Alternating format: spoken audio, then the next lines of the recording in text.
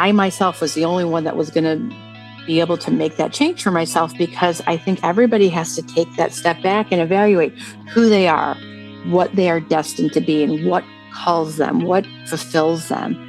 And for everybody, that's going to be different. Well, welcome to Career Relaunch, the podcast dedicated to helping you reinvent your career. My name is Joseph Liu, and I'm here to help you gain the clarity, confidence, and courage to overcome the challenges of making changes to your career so you can do more meaningful work and truly enjoy your professional life. In each episode, I feature people who have decided to step off the beaten path to reinvent their careers and do work that matters. We talk through their unique personal stories, the challenges they overcame, and the lessons they learned to help you understand what it takes to relaunch your own career. Today, my guest is going to share her story of relaunching her career from being a marketer to a registered nurse. We're going to talk about managing the steep learning curve of any brand new career and how to deal with all the uncertainty along the way. Afterwards, I'll address a listener question about what to do next after you've been let go of a job you didn't like very much in the first place. Today, I'm speaking with Pam Katz, who spent 20 years in the business world, including operating her own digital marketing company. Around the age of 40, she went through a sort of midlife reevaluation. Even though she had a successful business and was pretty good at what she didn't feel fulfilled by what she did each day. So she decided something had to change and eventually went back to school to get her master's in nursing. She's now happily immersed in her second career at the Rush University Medical Center as a hematology-oncology registered nurse. She also volunteers her time to help vaccinate people against COVID-19 in the more vulnerable areas of her city. Taking care of others is in her blood, and she's now in a role that helps others, gives back, and serves the greater good. Now, I decided to have Pam on the show because, first of all, given the current pandemic, we're long overdue for having a nurse on the show.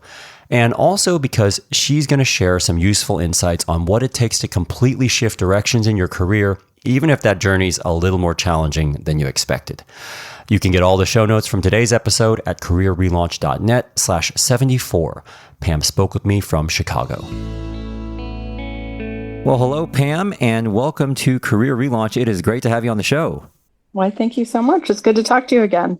Now, I know you're quite busy right now, so I appreciate you taking the time to speak with us. And I just want to dive right in and, first of all, get a sense of what you have been focused on in your career and your life before we dive into your career history and some of the transitions you've been through.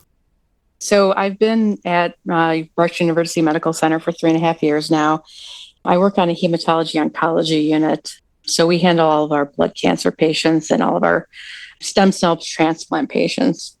Right now, I'm very focused in on getting my oncology certified nursing certification, which is a higher level certification within the oncology area, and kind of looking to see maybe what might be next in the nursing area for me, whether it's taking it up a notch with what I'm doing or going to outpatient.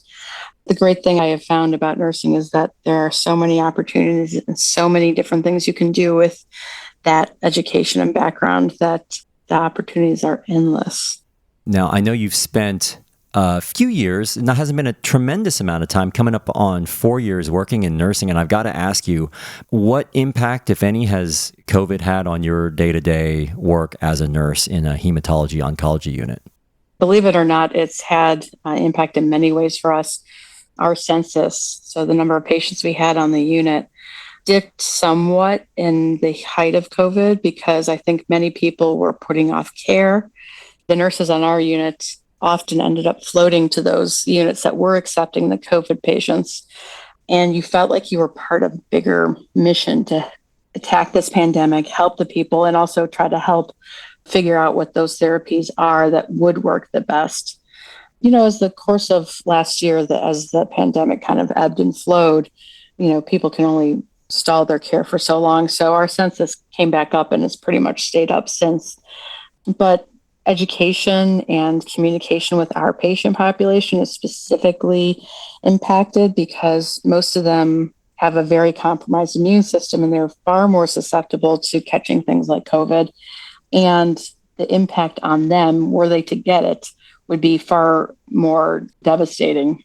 We had to learn an awful lot in terms of mitigation strategies above and beyond what we would normally counsel our patients on. Well, I think it probably goes without saying, just on behalf of everybody out there listening and me also, we definitely appreciate what you and all the other nurses and doctors and healthcare staff are doing out there during these really challenging times. I know you haven't always been a hematology nurse, Pam, and I do want to come back and talk a little bit more about your day-to-day life as a nurse. But I was wondering if we could, first of all, just go back in time, because this is a show about career change, and was wondering if we could go way back in your history and talk about what you were doing before nursing. Tell me about your time working in marketing, and then we can move forward from there. So when I got out of college, and truthfully, even going into college, I wasn't sure exactly what I wanted to do because, you've got your Venn diagram. What am I good at and what do I like to do? And that intersection can, encompass many things. But I think I initially went into marketing and advertising because my eldest sister did, and it seemed like an interesting thing to do. So I got into marketing. I was working at ad agencies early on for a good chunk of my career, moved into digital marketing, back in the late 90s, I'll say, when things were just starting out, and proceeded to specialize in that for the rest of my career. And on the back 8 years, so I worked at United Airlines, I worked at FTD, had a number of different agency and client side marketing roles. But in the end, I ended up starting my own digital marketing company. It's called Charlotte's Web Marketing. Did that for about 8 years. It was great. It was very fulfilling at the time. I ran a successful company. I had employees. Marketing is an interesting beast, and I never would want to disparage the occupation overall. But for me, it felt like I was trying to sell people things that they didn't necessarily need. Then you mentioned United Airlines. What were some of the other things that you were selling that you kind of felt like, I'm not really finding this super fulfilling or gratifying? One of my major clients when I was working at the ad agency was a major movie studio. And there's nothing wrong with marketing movie studios to people, but, like the pictures that are coming out. But a lot of the packaged goods companies and financial services, credit cards, there's a means to an end for all of it. That's how people find out about products, but it didn't do anything for me. It just felt like I was pushing annoying advertising on people, because even as a consumer now today, if I have videos or things I'm looking at online that get interrupted by advertising, I'm like, cut it out. Right. So, it felt very intrusive. And unfortunately, in the marketing arena, it's all very subjective, and you're at the whims of your clients. And a lot of them would just not take your counsel on what is the best way to integrate into a consumer's media consumption versus just blasting them as hard and fast as you can. So it sounds like you had a bit of a combination of disenchantment with both the work itself, because you're marketing products that maybe you aren't super excited to market to people. You're feeling like, should I even be trying to use your words, push these products onto people? And also it sounds like there was an element of you not completely having control over the output of that marketing, which it seems like you were a bit at the mercy of your clients. At what point did you go from maybe being frustrated with these things to realizing that, hey, I'm not fulfilled? How did you know that? It was a couple things. One of which was the uncertainty that it all brought. So one of my biggest clients was going through bankruptcy. I didn't kind of know the longevity of what that client relationship was going to look like. Were they even going to be in business? How was that going to impact my bottom line? But I think the lack of control and the lack of certainty over my destiny, it's scary when you're running your own business and finding out that you may not have perpetual income for the next year. It wouldn't go unnoticed by most people who know me. I have a decently high risk tolerance, but I also have to have a certain amount of control and certainty. So it was kind of that combining factor of don't really feel like I'm getting fulfilled by this. So I sold off the remaining business I had after that big client was having its challenges. And I, quote unquote, went to work for them. But they're based in San Diego, and the remote thing was just not ideal. I would travel out there regularly and go meet with these clients, and I'd run up against the same damn thing. And it was almost like Groundhog Day, because it was like you had little control over what they were doing, how they were doing it, and they would make just what seemed to be very subjective, not logical decisions about how to manage their business, let alone the marketing. And I think my head was ready to explode at that point. Was that the tipping point when you realized that something had to change? Can you take me back to that moment when you said, okay, I'm doing something else? I was coming back from a business trip.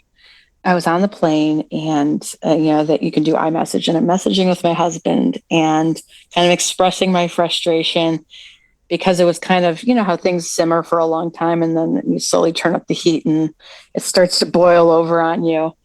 And I said, I don't know if I can do this any longer. This is not me. And as we kind of talked it out and tried to work through, like, is it marketing? Is it this particular agency? What is this? And at the end of the day, what it said to me was, I need to be doing something that's important to me, that I feel like I'm giving back, like I'm contributing to society. My motto today definitely is never say never. And you can always make a change, because it's so true. I started doing a lot of information gathering. And at the end of the day, it entails more schooling, leaving, making a paycheck. I always tell people, I'm like, maybe I was partially insane for doing that, but not truly. It was definitely scary. And how did you come up with the idea of getting into nursing?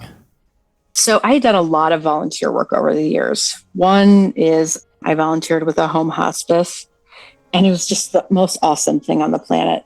What I've discovered through all of this is connecting with people and listening to people, not hearing them, listening to people, and really caring for them at these crucial moments in their life was something that really kind of drew me in.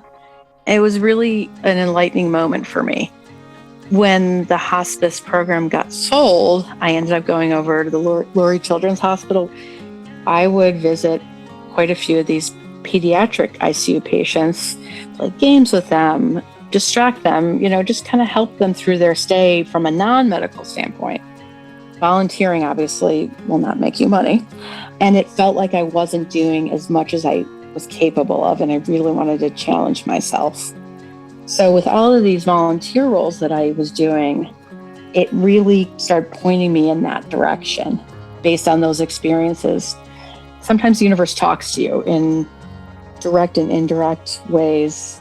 And it felt like it was pushing me along like a wave pushes people along in the ocean, So I ended up talking to a lot of people in the medical, field.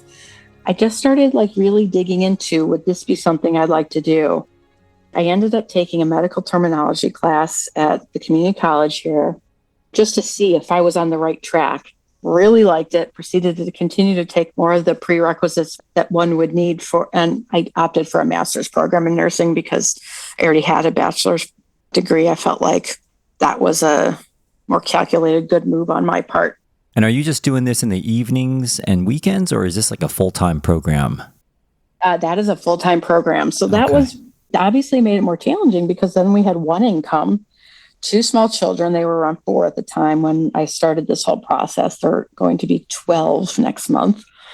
Time flies. But you know what? They were going to be 12 years old. I was going to be 48 years old, regardless of what I chose to do. So why not take that chance to be happier?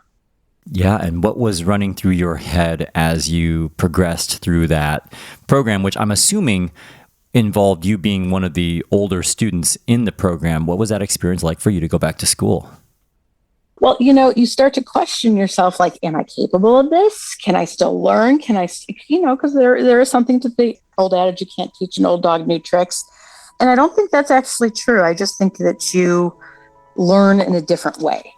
I would say a majority of, I'll say women, but there were about a half a dozen men in the program were in their 20s, but there were actually a couple women that were older than me.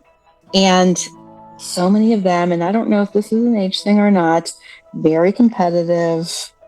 It felt like this somewhat cutthroat environment, but that wasn't me. The real nut of it, which was super fascinating to me, is that when I was in college the first time around, was so different because this time around I was very focused. I knew what I wanted, and the learning was not something I had to do, it's something I wanted to do. And it was going to be super important as I moved on and actually took a job being a nurse. So it's almost like you're sucking it in like a sponge versus feel like you have to do things, because you know those are important things that you're going to need to keep in your head for when you start working in that occupation. Business is a little more fluff, I'll call it. It's not fluff, but in terms of marketing, there's not like, it's very subjective. There's not as much concrete, like it should be done this way. This is best practice. And I think that's the way my brain works. It's a little more, there's gray areas everywhere, but it's more evidence-based versus like fluid. Well, I would like to shift gears a little bit, Pam, and just talk about your time as a nurse. So you graduate from your program, you enter into your first nursing role. And what was that like for you to go from marketing products to now being in a clinical setting, taking care of patients? Can you just try to put into words what that contrast was like for you? Oh my God, it was so different because, I was used to being the boss. I was used to knowing my craft inside and out. People would look to me as the expert after, 20 plus years. It was a little scary, it was a little daunting because I was like, I didn't know everything. And I think part of why they wanted me is because of the life experience, because of the stability, I don't know. But I discovered that I could lean on the things that I knew in terms of collaboration and relationships, but I really had to focus in on learning the tasks and the skills and the not feeling overwhelmed. It was for the first 6 months to a year, it was like, oh my God, can I do this? Because I would look at these other nurses on the unit, some of which older, some of which younger than me. They were able to easily do the things that needed to get done, but also do the education and the emotional support and all these other things. I was like, oh my God, am I ever going to get to that point? And I did. But at the beginning, it felt like I was drowning a little because I didn't have the same handle on work that I did before I left my old world. And at the same time, did you feel like this was the right choice for you? And if so, how did you know that? I couldn't say for 6 months that I knew that was the case. Not that it didn't feel right, but that could I actually do it? Because it's such a steep learning curve for anyone, let alone someone who had been doing something else for so long. But you start to find your hands. You start to be able to build that agility and deftness from a task perspective, and you start to speed up how you're able to do things, and things don't nearly take as long as they used to. And you learn more about the diseases that these patients have on your unit, and you spend enough time with the other nurses and the doctors, and you listen and you pay attention and you observe, and all of a sudden you feel it's like the stone that gathers moss, you know what I mean? You're all of a sudden it's starting to build up and build up and build up, and you hit a point where you feel comfortable. The more that sort of snowballed for me, that really kind of clicked in like, okay, not only do I enjoy doing what I'm doing, but I can do it and I'm good at it. I think this is one of my strengths is I know how to communicate with people. I know how to build rapport and trust. Add that into the medical knowledge and the skills. It kind of makes for a good package, if you will. And I think we've all crossed paths with nurses at some point in each of our lives. I certainly have. Do you feel like there's any sort of misconceptions that either patients have consistently about nurses or even misconceptions you held about being a nurse that have now been dispelled for you? I think a lot of people think of nurses as people who are taking your vital signs, cleaning up after you, if, for instance, if someone's incontinent, or very basic things. And they don't realize the extent to which we go to school and have to know so much about what's going on. The focus so much on the providers, the doctors, and at the end of the day, they don't know it all. And we're the one advocating for them. And I think eventually they recognize that and they're like, okay, now I know who's going to help me get to where I need to be. I mean, don't get me wrong. The doctors are invaluable. They know their stuff. They've gone to school for far longer. I get that. And they're, especially when they're not like an internist and they're in, with the doctors I deal with in particular, they're very specialized. They really know their stuff. I absolutely respect and value everything they bring to the table. But I think the patients expect that, but they don't necessarily expect that the person who's really going to be holding their hand through the process is their nurse. And now, before we talk about some of the lessons that you've learned along the way, I do have to ask you a little bit about your experience as a nurse, especially at this particular moment in time. And we touched on this earlier, but we're recording this in spring of 2021. And I was reading a study by Incredible Health, which is a hiring platform for nurses. And in one of their recent surveys they conducted on the impact of COVID on over 60,000 nurses, they found that 80% of chief nursing officers report an increase in permanent nurse turnover during the pandemic. 1/3 of nurses have experienced financial hardship in the past year. How has your experience as a nurse been during the pandemic, and how are you coping with that? I've actually read similar stories to you.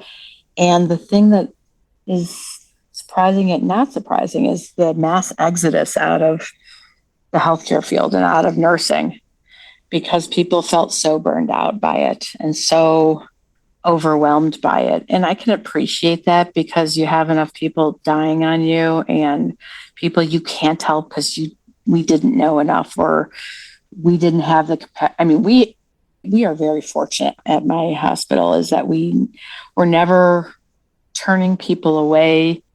You know, our facility was built for a pandemic. It was really built to handle something like that, because we were able to turn over so many different units. The facility was really turned into, I'll say, a war zone facility, because not only were we getting our normal patient population, but smaller hospitals or hospitals that weren't capable of handling these patients were transferring them into us. But it was overwhelming because we weren't staffed for that. But I'm sure I could see why they would have been burnt out. They're like, I didn't sign up for this. Did you ever feel like, gosh, this was my idea of what nursing was going to be for me, and now this is what it is? Did you ever have any similar sorts of feelings like, hey, I didn't sign up for this?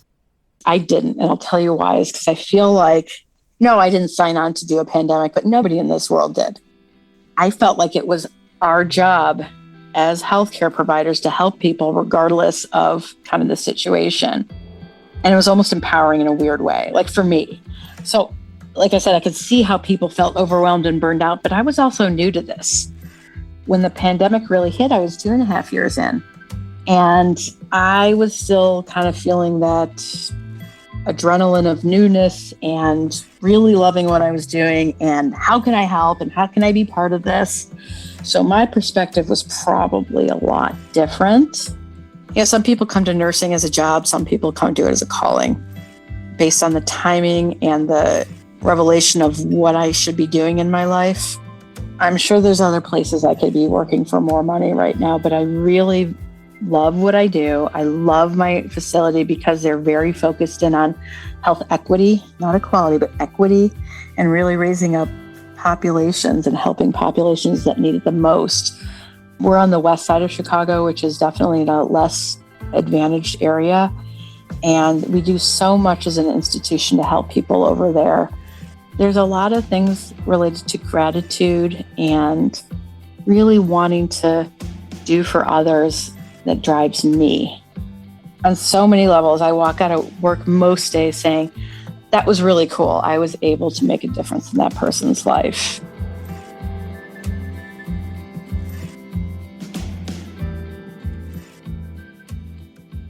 The last thing I want to talk about, Pam, before we wrap up here is just the lessons you've learned along the way in your career change journey.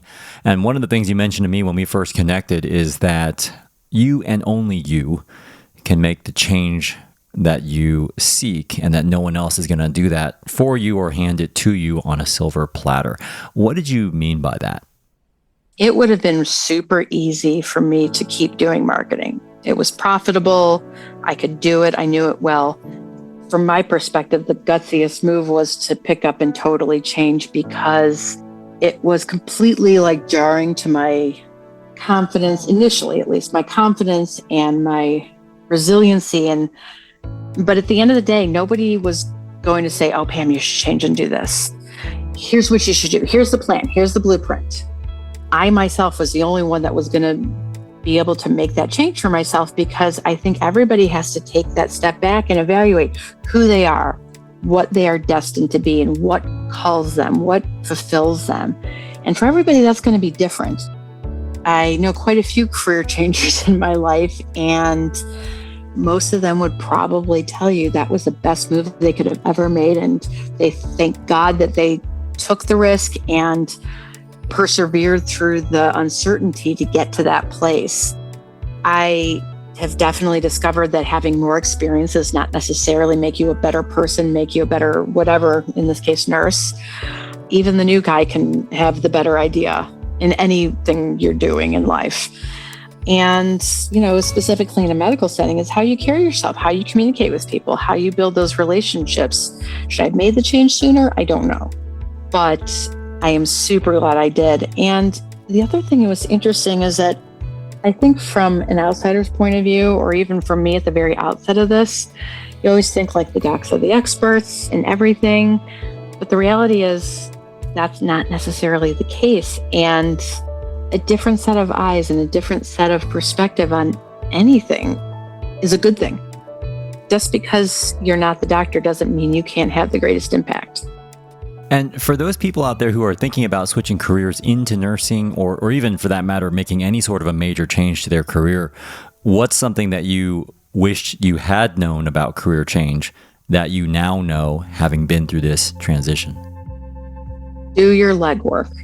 When you start to figure out the different areas that you're interested, talk to people, shadow people, you may not know what the next best thing is for you until you take that journey. And just because that first step you take either doesn't work out or doesn't end up being the thing that you really want to do doesn't mean you're not going to get there. It is a journey, and it is not a sprint. It is definitely a marathon in so many ways. You're not going to necessarily get to happy overnight. You're not going to get to there necessarily on your first foray into something new. A lot of legwork up front will get you to where you want to be faster and in the best place versus rushing into, oh, this sounds great. Like if I had rushed into nonprofit marketing, I never would be where I am today. I went into thinking I'm this older student like you were asking me about earlier. Can I really do this? These other girls are going to run circles around me. No, that was not the case. And it really you feel like you're good at what you do. You feel like you're smart, but sometimes you can even surprise yourself. Remembering that you're not always the underdog and you may just be the next best thing to what you're going to be doing next. And take the time to really evaluate and know who you are, to know what you want to do next. You got to be true to yourself. All right, Pam. Well, thank you so much for sharing that advice and for also telling us more about your transition into nursing, your experience as a nurse, especially during this pandemic, and also some of the lessons you've learned along the way. And I also just want to thank you again for all the important work you're doing as a nurse to take care of others during these really challenging times. So best of luck with those certifications, and please stay safe. I will. Thank you so much. It's been a real pleasure. So I hope you heard some useful insights from Pam about paying attention to what energizes you, the importance of learning from others, and why having a bumpy start in your new career is just par for the course. Now it's time to wrap up with today's Mental Fuel, where I'm going to address a listener's question about how to manage not knowing what you really want to do in your career.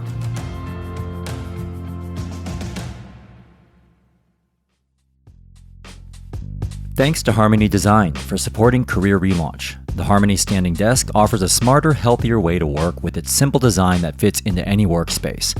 It's the standing desk I use myself, and Career Relaunch listeners can get 15% off any Harmony order by visiting careerrelaunch.net/harmony, spelled HARMONI, and using discount code RELAUNCH. This is the part of the show called Mental Fuel, where I finish the show with a brief personal story related to one of the topics we covered today, and wrap up with a simple challenge to help you move forward with your own career goals. And for today's Mental Fuel, since we're talking about doing work you find more fulfilling, I wanted to address this question from Simona in South Jersey. Hi, I just had a question. I was just let go of my job of 20-something years. And I was in IT, and I really wasn't enjoying it. and I don't know what to do. Have you ever spoken with someone that didn't know what they wanted to do next? And I'm 50. I don't know what I want to do. And that's such an issue with me. I mean, I love to help people. I love to coordinate things. I love to just different things. I just don't know where to look online, or if you have a show about that, not knowing what's next. It's very scary. Any advice on that? Okay, Simona, thank you very much for your question. I know you and I have traded a couple voicemails on this topic already, but wanted to go ahead and share your question with all the listeners out there because this topic of exactly what to do next is a really common one that comes up a lot. So let's talk about what to do when you don't know what to do next in your career, some thoughts on the power of experimentation, and I also want to address this question of online research. So first of all, coming out of a job that you dislike and not knowing exactly what you want to do instead is very normal and very common. It's not that different from breaking up with someone you know wasn't right for you and not having someone conveniently on deck to fill that space in your life. So my first suggestion for you, if you can do it, is to just give yourself some permission to have a bit of a void for the time being. Jobs, even ones we don't like, do fill a part of our lives with something. And when they're gone, it can feel very unsettling. So recognizing that this is normal is very important. Now, I know how uncomfortable slowing down can be because I've been there myself where I leave a job behind but have nothing to do instead. And then I feel this incredible pressure to land my next role right away. But accepting and almost embracing that you're in a transition phase in your career can be one way to alleviate some of this pressure we put on ourselves to figure things out right away, which can sometimes just end up in you hastily rushing into your next job that ends up being the wrong job. Now, once you've got that mindset, as hard as that can be, I think of this as a unique opportunity to take a step back from everything and reevaluate the must-haves and nice-to-haves in your next career. You mentioned you didn't really love your last job in IT. You mentioned you like helping people and coordinating things. So I'd try to pinpoint exactly what you would like to have, what you must have, and what you absolutely don't want to have in your next role, so you can approach your search in a targeted, thoughtful way, which ultimately maximizes the chances of you landing in a role that feels more fulfilling. Now, you may be thinking, yeah, I'm clear on that, but I still don't know what that translates into in terms of a specific job. Because the problem is, even if you know you want to help people or coordinate things, that could generically translate into a million different types of roles. So you asked about other episodes, and one that immediately comes to mind is the one with corporate lawyer turned psychologist Vicky Dane in episode 12, where we talked about the fertile void when she was between jobs and just spent a bit of time experimenting with some different ideas. So that gets me to my next suggestion here, which is to give yourself some room to experiment, to perhaps dip your toe in the water with a few different ideas you might consider. Similar to Pam, maybe you enroll in a part-time course, or maybe you volunteer for a bit. I'd try to shift from reflecting too much on what you could do to actually putting yourself out there and trying things out in a low-risk way. Finally, another thing you mentioned was where to look online to figure this stuff out. So the wonderful thing about online resources is that there are tons of them out there, but that's also the issue with focusing your energies on online research. You can go down a lot of rabbit holes or read lots of conflicting advice or take too many career interest surveys. I have definitely had this experience myself where I just end up being more confused by the hordes of information out there online. I have found, especially with seasoned professionals like you, that speaking to other people can actually be much more productive and efficient than trying to just figure it all out on your own. Sometimes one conversation can be way more illuminating than hours of online research, which is what I sometimes tend to do myself. And I'm not talking about hiring a professional coach. I'm talking about having some informational interviews or informal chats with mentors, former colleagues, maybe industry contacts, alumni, even friends working in sectors of interest. and just sharing your high-level thoughts on what you think you may want to have more of and less of in your next career move. The objective here is sort of to crowdsource some ideas that may be worth exploring further. On the one hand, during this pandemic, you might feel like right now is a tough time to reach out to people, but you might be surprised how accessible and open people are at this moment to just do a quick Zoom call. So anyway, I know there's not one simple answer to figuring out exactly what you want to do in your next career move, but I do feel like giving yourself the space to experiment and have exploratory conversations with others can sometimes trigger some ideas that at least broadly point you in a more promising direction. And if it's any consolation, as challenging as it may feel in this moment, I actually think that these periods of transition allow you to take your career in a direction you may not have otherwise considered if you didn't have this space away from your former job to think about what you really want. This brings me to a quote from Morgan Scott Peck. The truth is that our finest moments are most likely to occur when we're feeling deeply uncomfortable, unhappy, or unfulfilled. For it is only in such moments, propelled by our discomfort, that we are likely to step out of our ruts and start searching for different ways or truer answers.